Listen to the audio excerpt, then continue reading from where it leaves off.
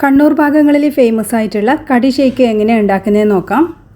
Kannur cocktail പോലെ തന്നെ ഭയങ്കര ഫേമസ് ആയിട്ടുള്ള ഒരു ഷേക്കാണിത്. അപ്പോൾ അതിന് വേണ്ടിയിട്ട് ഫ്രീസറിൽ വെച്ച് കട്ടയാക്കിയ പാല് ഇതിലേക്ക് ചേർത്ത് കൊടുക്കുന്നുണ്ട്. പിന്നെ അതിലേക്ക് നമുക്ക് ആവശ്യത്തിനുള്ള പഞ്ചസാര ചേർത്ത് കൊടുക്കാം. ഒരുപാട് പഞ്ചസാര ഇപ്പോൾ ചേർക്കണ്ട, നമ്മളിതിലേക്ക് ഐസ്ക്രീമും കൂടിയും ചേർക്കുന്നുണ്ട്. അപ്പോൾ ഇതാ നമ്മൾ അതിലേക്ക് 1-2 ഐസ്ക്രീമിൻ്റെ സ്കൂപ്പ് ചേർത്ത് കൊടുക്കുന്നുണ്ട്. വാനില ഐസ്ക്രീമാണ് ചേർത്ത് കൊടുക്കുന്നത്. ഇനി നല്ല തണുത്ത പാലും ചേർത്തിട്ട് ഇതൊന്ന് വിപ്പ് ചെയ്ത് കൊണ്ടുവരാം. ഇനി ഇതിലേക്ക് നമുക്ക് ആവശ്യത്തിനുള്ള നട്ട്സ് ചേർത്ത് കൊടുക്കാം. ഒരുപാട് നട്ട്സ് ചേർത്ത് കൊടുത്താൽ നല്ല ടേസ്റ്റാണ്. അണ്ടിപ്പരിപ്പ്, ബദാം, പിസ്ത ഇതൊക്കെയാണ് ഞാൻ ചേർക്കുന്നത്.